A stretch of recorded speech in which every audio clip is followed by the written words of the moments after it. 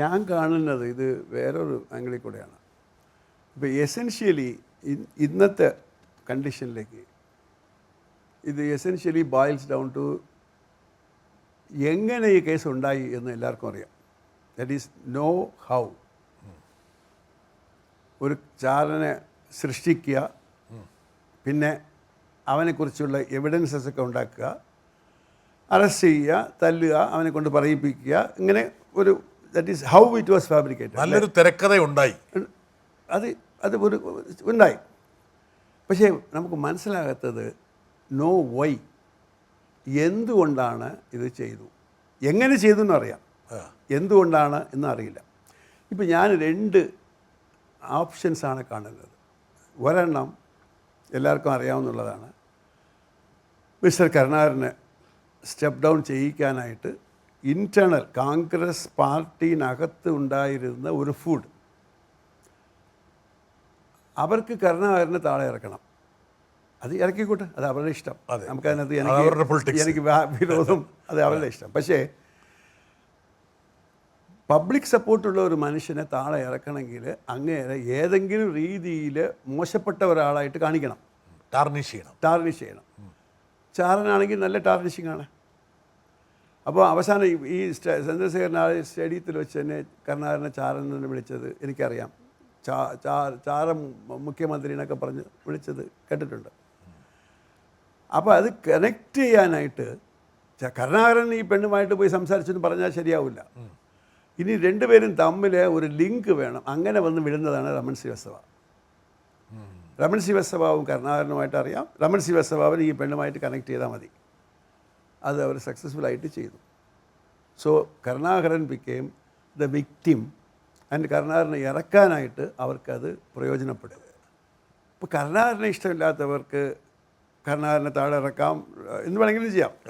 പക്ഷേ ഒരു ഫ്രീഡം ഫൈറ്ററെ ചാരനെന്ന് താഴെ ഇറക്കി കൊണ്ടുവന്ന് തറയിലിട്ട് ചവിട്ടുന്ന ഇത് നമ്മുടെ കൾച്ചറിന് ശരിയായിട്ടുള്ള ഒരു കാര്യമാണ്. ചവിട്ടി തേച്ചു.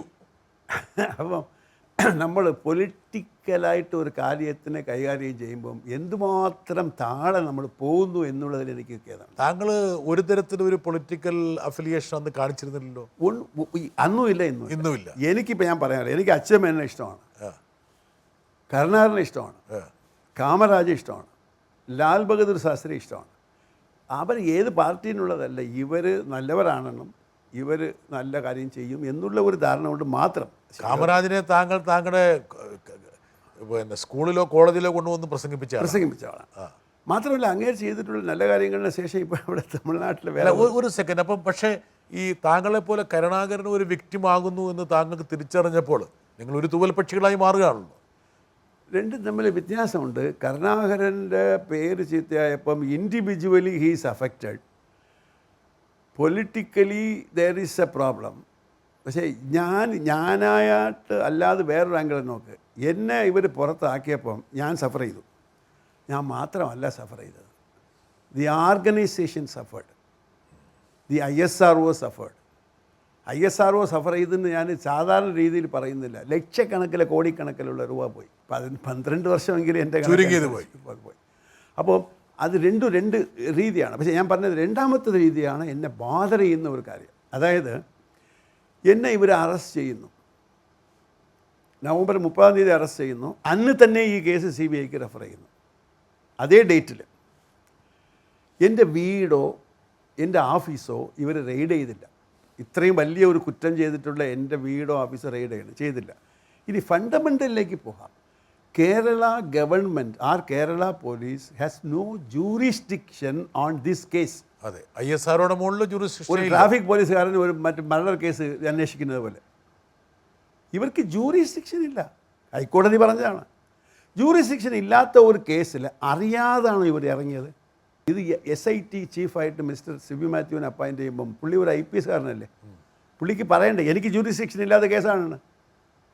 അപ്പോൾ ജൂറിസ്ഡിക്ഷൻ ഇല്ലാത്ത ഒരു കേസിലേക്ക് ഇറങ്ങുന്നു, എൻ്റെ വീടും ഓഫീസും റെയ്ഡ് ചെയ്യുന്നില്ല, എന്നെ അറസ്റ്റ് ചെയ്യുന്നു, പിന്നെ CBIക്ക് റെഫർ ചെയ്യുന്നു. അപ്പോൾ ഇതൊക്കെ നമ്മൾ കൂട്ടി വായിച്ച് നോക്കുമ്പോൾ ഇത് ഒരു പോയിൻ്റ്. അടുത്തത് ഞാൻ വരാം, കുറച്ച് ബാക്കിലോട്ട് പോകണം.